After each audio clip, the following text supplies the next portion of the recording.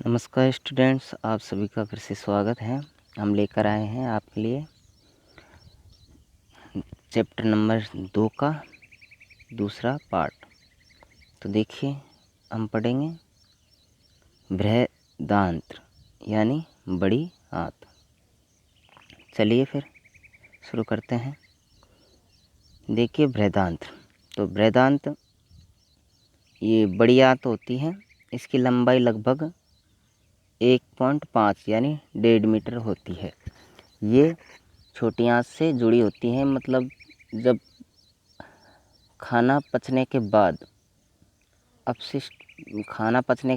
वह छोटी आंत में आता है। फिर छोटी आंत से अपशोषण हो जाने के बाद फिर बृहदान्त्र यानी बड़ी आंत में आता है। तो चलिए देखिए, बृहदान्त्र क्षुद्रांत की अपेक्षा चौड़ी एवं छोटी होती है। मतलब छोटी आंत की अपेक्षा ये व्यास में चौड़ी होती हैं और लंबाई में कम होती हैं। मतलब छोटी आंत की लंबाई कितनी होती है? 7.5 मीटर। और बड़ी आंत की लंबाई कितनी होती है? लगभग 1.5 मीटर यानी 1.5 मीटर की होती हैं। इसका मुख्य कार्य जल एवं कुछ लवणों का अपशोषण करना। तो ये क्या कार्य करती हैं? जल एवं कुछ लवणों का अपशोषण करती हैं, उनको ऑब्जर्वेशन करती हैं। बचा हुआ अपचित, बचने के बाद जो अपचित पदार्थ हैं वो मलाशय में चला जाता है तथा अर्ध ठोस मल के रूप में रहता है। समय समय पर गुदा द्वारा यह मल बाहर निकाल दिया जाता है। मतलब जो अपशिष्ट पदार्थ होता है वो टाइम टू टाइम बाहर निकाल दिया जाता है। मतलब अपशोषण के बाद जो पदार्थ बचता है, अर्ध ठोस पदार्थ, उसको मल के माध्यम से बाहर निकाल दिया जाता है। इसे क्या कहते हैं? निष्कासन कहते हैं। इसे क्या कहते हैं? निष्कासन। अब आता है घास खाने वाले जंतुओं में पाचन। तो घास खाने वाले जंतु आप सब जानते हैं, गाय, भैंस, बकरी, भेड़, है ना। तो ये सब जानवर क्या है? घास खाने वाले। इनको क्या कहते हैं? शाकाहारी। ये केवल पेड़ पौधों, वनस्पतियों पर ही निर्भर रहते हैं, तो इसलिए इनको क्या कहते हैं? शाकाहारी जंतु कहते हैं। तो देखिए, क्या आपने गाय, भैंस तथा घास खाने वाले शाकाहारी अन्य जंतु को देखा है? वे उस समय भी लगातार जुगाली करते रहते हैं जब वे खाने रहे हैं। वास्तव में वे पहले घास को जल्दी जल्दी निगलकर आमाशय के एक भाग में भंडारित कर लेते हैं। यह भाग रूमेन या प्रथम आमाशय कहलाता है। रूमिनेंट में आमाशय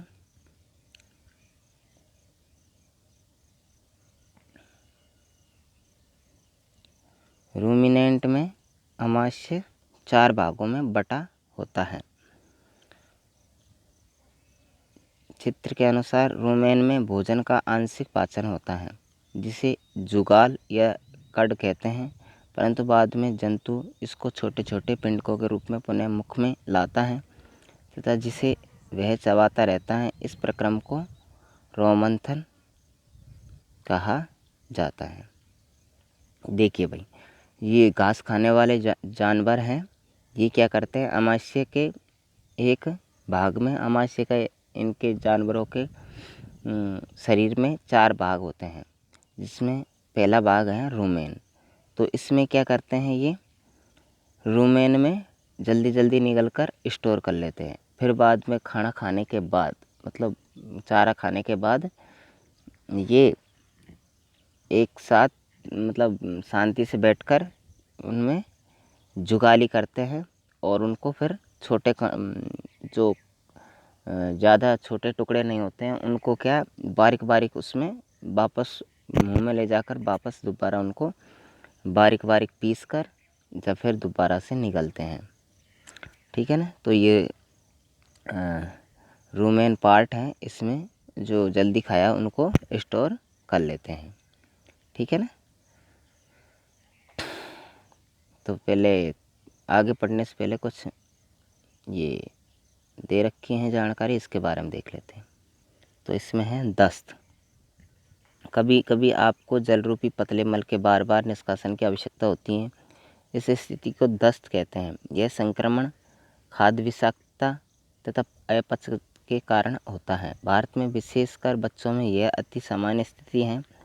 चरमावस्था में यह घातक भी हो सकता है। इसका मुख्य कारण शरीर से जल एवं लवण की अत्यधिक क्षति होना।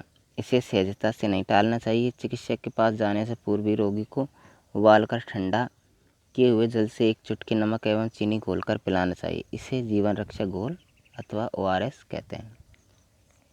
तो देखिए भाई, आपको कभी कभी क्या है, पेट खराब हो जाने पर पतले दस्त जाते हैं, ठीक है ना। तो ये किसकी कमी से होता है?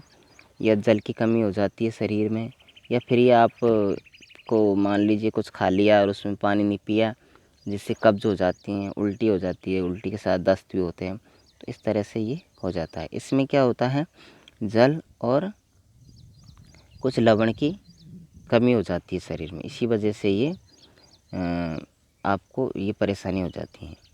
फिर डॉक्टर के पास जाते हैं तो इसमें हमको ये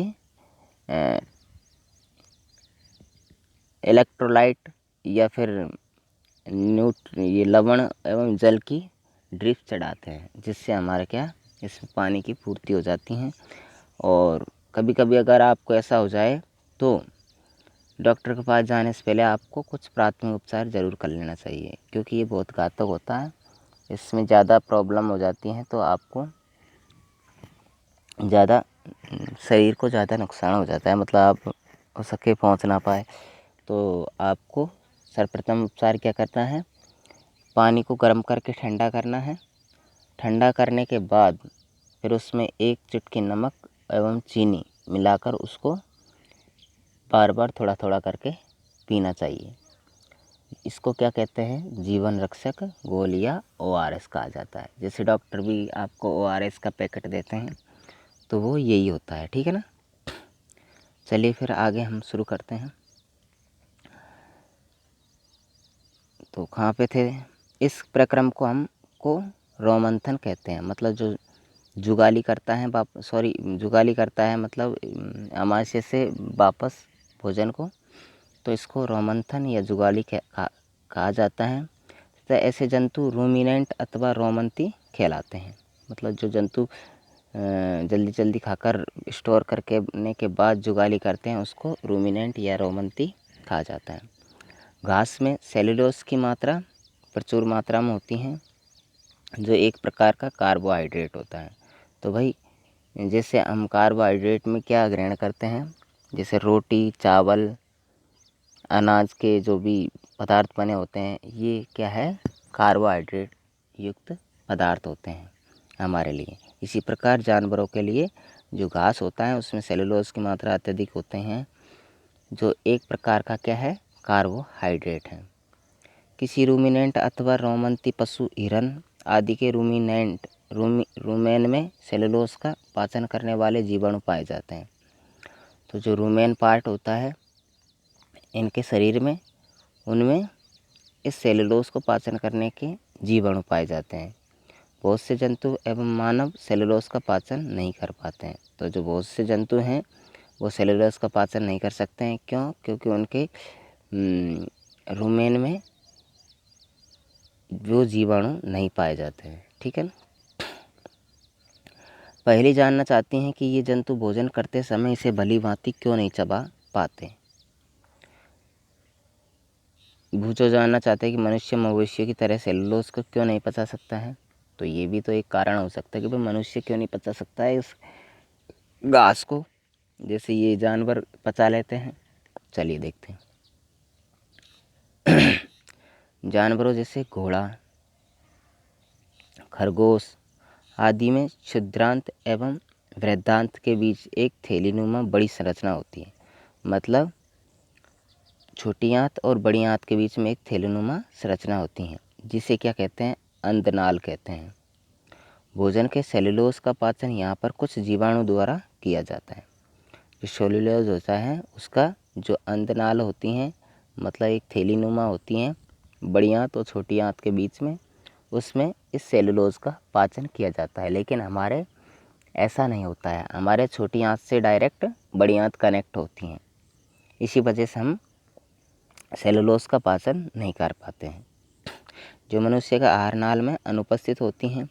अब तक आपने उन जंतुओं के विषय में पढ़ा जिनमें पाचन तंत्र पाया जाता है, परंतु ऐसे बहुत से सूक्ष्म प्राणी हैं जिनमें न तो मुख होता है और न ही पाचन तंत्र होते हैं। वे किस प्रकार भोजन का अंतर ग्रहण करते हैं तथा उसका पाचन करते हैं। खंड 2.4 में आप भोजन ग्रहण करने की एक अन्य रोचक विधि का अध्ययन करेंगे। देखिए भाई 2.4 है, इसमें देखिए अमीबा में संभरण एवं पाचन। तो अमीबा एक कोशिकीय जीव होता है, उसमें पाचन क्रिया कैसे होती है उसके बारे में देखते हैं। अमीबा जलाशयों में पाए जाने वाला एक कोशिकीय जीव है। अमीबा की कोशिका में एक कोशिका झिल्ली होती हैं, एक गोल सघन केंद्रक एवं कोशिका द्रव्य में बुलबुले के समान अनेक धानियाँ होती हैं, मतलब रिक्तिका भी होती है ना। देखें रिक्तिका बहुत छोटी होती है, धानियाँ होती हैं। अमीबा निरंतर अपनी आकृति एवं स्थिति बदलता रहता है। अमीबा मतलब अपनी स्थिति और आकृति को ऐसे बदलता रहता है, लेकिन हम नहीं बदल सकते हैं, ठीक है ना। यह एक अथवा अधिक अंगुली के समान प्रवर्ध निकालता रहता है, जिन्हें पदाव अर्थात कृत्रिम पाँव कहते हैं, जो इन्हें गति देने एवं भोजन पकड़ने में सहायता करता है। मतलब ये इस तरह का गोल टाइप का होता है, फिर ये क्या अपने आकार बदलते रहता है, मतलब कुछ छोटे छोटे अंगुली की तरह ऐसे उभार निकालते रहते हैं, जिससे ये क्या भोजन पकड़ने में और चलने में सहायता होती है इसको। अमीबा कुछ सूक्ष्म जीवों का आहार करता है। जब इसे भोजन का आभास होता है तो ये खाद्य कण के चारों ओर पादाभ विकसित करके उसे निगल लेता है, खाद्य पदार्थ की खाद्य धानी में फंस जाते हैं। तो देखिए भाई ये इस तरह का ये अमीबा होता है। ये क्या करता है, ये कोई इसका मुंह नहीं है, ये सिर्फ इसका शरीर ही है। इसमें ये क्या करता है, इस तरह से इस शरीर को ऐसे मोड़ लेता है, फिर ये भोजन आता है तो इसको ये ऐसे निगल लेता है, मतलब फिर इसको इधर से बंद कर लेता है, फिर ये धीरे धीरे इसके ये भोजन इसमें पच जाता है, ठीक है ना। इसमें ये खाद्य धानियाँ हैं, ये इसका केंद्रक हैं और ये पादाव हैं।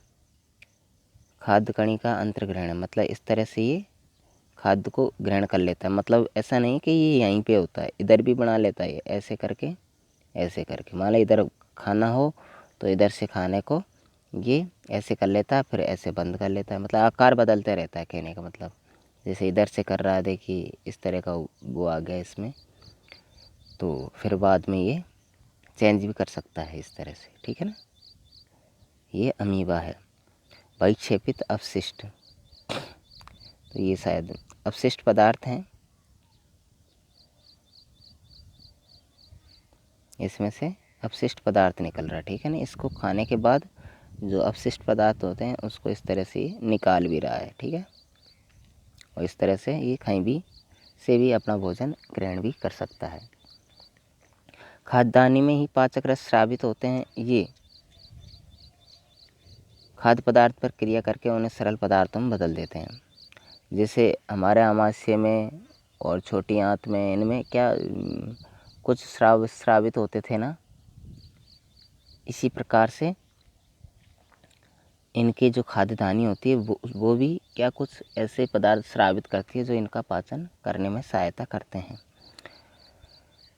ये खाद्य पदार्थ पर क्रिया करके उन्हें सरल पदार्थों में बदल देता है।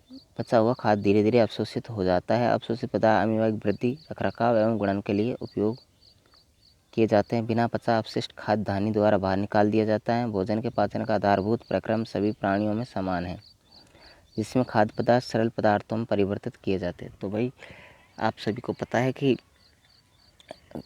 सभी प्राणियों में जो जटिल पदार्थ होते हैं वो सरल पदार्थों में टूटते हैं। फिर सरल पदार्थों में टूटने के बाद जब उनका क्या अपघटन हो जाता है ना, फिर उसका अवशोषण किया जाता है, फिर जो शेष पदार्थ बचता है उसको बाहर निकाल दिया जाता है। और फिर प्राणियों में समान है, जिसमें खाद्य पदार्थ सरल पदार्थों में परिवर्तित किया जाता है एवं ऊर्जा मुक्त होती है। अगले अध्याय में आप आंत्र द्वारा अवशोषित खाद्य पदार्थों का शरीर के अन्य भागों में स्थानांतरण के विषय में पढ़ेंगे। तो आज ये चैप्टर आपका पूरा होता है। देखिए कुछ शब्द: अवशोषण, एमिनो अम्ल, स्वांगीकरण, पित्तरस, मुख गुहिका, रदनक, सेल्यूलोस, पाचन तंत्र, निष्कासन, वसा अम्ल, खाद्यदानी, पित्ताशय, कृंतक, अंतर्ग्रहण, यकृत, चवर्णक, कृषिका, अग्नाशय, अग्रचवर्णक, पादहव, रुमेन, रूमिनेंट, लाला ग्रंथि, दीर्घरोम। आपने क्या सीखा है, ये कुछ पॉइंट हैं, उनको देख लेते हैं। जंतु पोषण में पोषण आवश्यकताएं, भोजन, अंतर्ग्रहण की विधियां एवं शरीर में इनका उपयोग सम्मिलित हैं। आहार नाल तथा स्रावी ग्रंथियां, अंतःस्रावी ग्रंथियां होती हैं, संयुक्त रूप से मानव के पाचन तंत्र का निर्माण करती हैं। इसमें मुख गुहिका, ग्रैसिका, आमाशय, क्षुद्रांत, वेदांत जो मलाशय में समाप्त होती हैं तथा गुदा सम्मिलित हैं। पाचक रस स्रावित करने वाली मुख्य ग्रंथियां लाला ग्रंथि, यकृत, अग्नाशय, आमाशयिक भित्ति एवं क्षुद्रांत की भित्ति भी पाचक रस स्रावित करती हैं।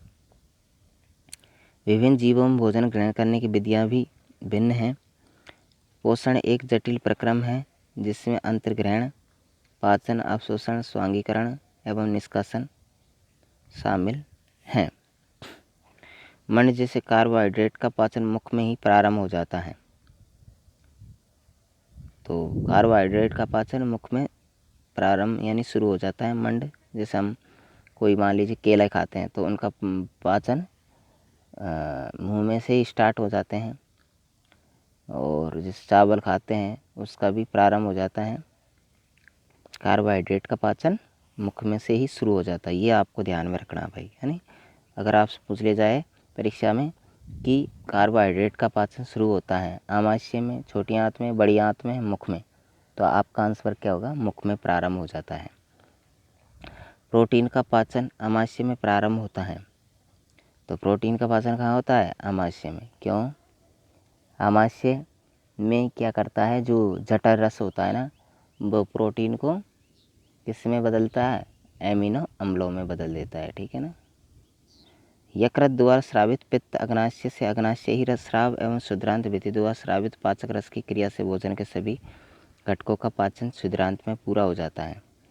जल एवं कुछ लवण बृहदांत में अवशोषित होते हैं। तो आपसे पूछ लिया जाए कि बृहदांत में क्या क्या अवशोषित होते हैं, तो जल व कुछ लवण। अवशोषित पदार्थ शरीर के विभिन्न भागों को स्थानांतरित कर दिए जाते हैं। बिना पचे अपशिष्ट जिनका अवशोषण नहीं होता है मल के रूप में गुदा द्वारा शरीर के बाहर निकाल दिए जाते हैं।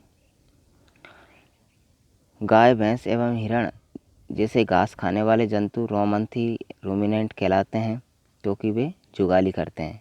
वे पत्तियों का अंतर्ग्रहण तीव्रता से करके उन्हें निगल लेते हैं तथा रूमेन में भंडारित कर लेते हैं। कुछ अंतराल के बाद भोजन पुनः मुख में आ जाता है और पशु धीरे धीरे जुगाली कर उसे चबाते रहते हैं। अमीबा में भोजन का अंतर्ग्रहण पादाप की सहायता से होता है तथा इसका पाचन खाद्यधानी में होता है। तो अमीबा का पाचन कहाँ होता है, खाद्यधानी में, ठीक है।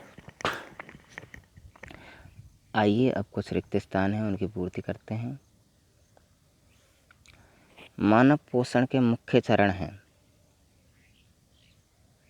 तो मानव पोषण में क्या क्या आता है, कार्बोहाइड्रेट, वसा, प्रोटीन, खनिज लवण, जल और विटामिन्स, ये इनके क्या मुख्य चरण हैं, ये पोषक पदार्थ हैं इनके।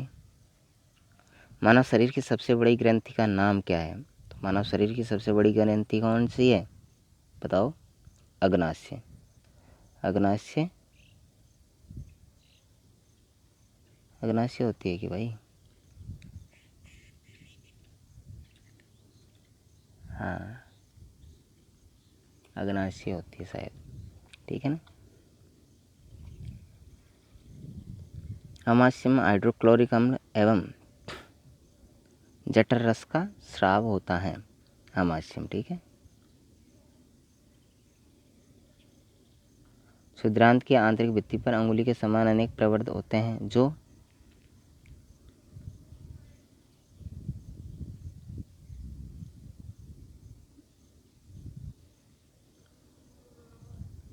रसांकुर कहलाते हैं।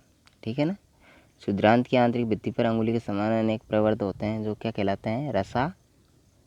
रसा अंकुर कहलाते हैं, रसांकुर। ठीक है। अमीबा अपने भोजन का पाचन खाद्य धानी में करता है। क्या करता है? खाद्य धानी में। सत्य एवं असत्य कथनों को चिन्हित कीजिए। मंड का पाचन आमाशय से प्रारंभ होता है, तो ये गलत बात है। तो मंड का पाचन कहाँ से शुरू होता है? अभी बताया, मुख गुहिका से होता है। जीव लाला ग्रंथि को भोजन के साथ मिलाने में सहायता करते हैं। बिल्कुल राइट बात है। जो लार होती है ना, उसको मिलाने में जीव सहायता करती हैं। पित्ताशय में पित्तरस अस्थायी रूप से भंडारित होता है। पित्ताशय में पित्तरस अस्थायी रूप से भंडारित होता है। तो भाई ये पित्ताशय में पित्तरस अस्थायी रूप से भंडारित होता है, पित्ताशय में पित्तरस शीत होता है, तो ये गलत बात है शायद। और देख लेंगे। रूमिनेंट निगली हुई घास को अपने मुख में वापस लाकर धीरे धीरे चबाते रहते हैं, तो बिल्कुल ये राइट बात है। निम्न में से सही विकल्प पर सही का चिन्ह लगाइए। वसा का पूर्ण रूपेण पाचन जिस अंग में होता है वह है, तो वसा का मुख, आमाशय, क्षुद्रांत और बृहदांत। तो वसा का पाचन आमाशय में होता है भाई पूर्ण रूपेण।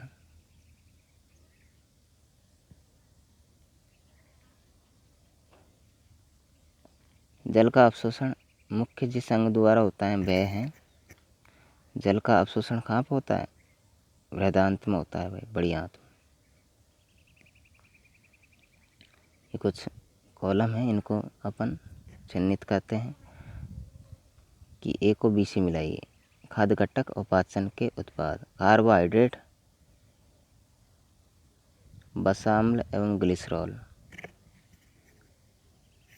कार्बोहाइड्रेट शर्करा, एमिनो अम्ल। तो कार्बोहाइड्रेट शर्करा होती हैं, प्रोटीन में एमिनो अम्ल होते हैं और वसा में वसा अम्ल एवं ग्लिसरॉल होते हैं। पाचन के उत्पाद मतलब कहने के बाद है प्रोटीन पाचन के बाद क्या उत्पाद बनाते हैं? एमिनो अम्ल बनाते हैं। वसा अम्ल एवं ग्लिसरॉल में परिवर्तित हो जाते हैं और प्रोटीन एमिनो अम्ल और कार्बोहाइड्रेट शर्करा में बदलते हैं। ठीक है ना, ये बात है। दीर्घरोम क्या है? तो दीर्घरोम क्या है? जो क्षुद्रांत यानी छोटी आंत होती है उसमें अंगुलीनुमा रोम होते हैं जिसे रसांकुर कहते हैं। वो क्या करते हैं? अवशोषक पदार्थों को अवशोषित करते हैं। ठीक है, तो ये कुछ सवाल हैं, इनको आप कर लेना। ठीक है, तो आज हमारा ये चैप्टर पूरा होता है। मिलते हैं अगला चैप्टर में, तब तक के लिए नमस्कार।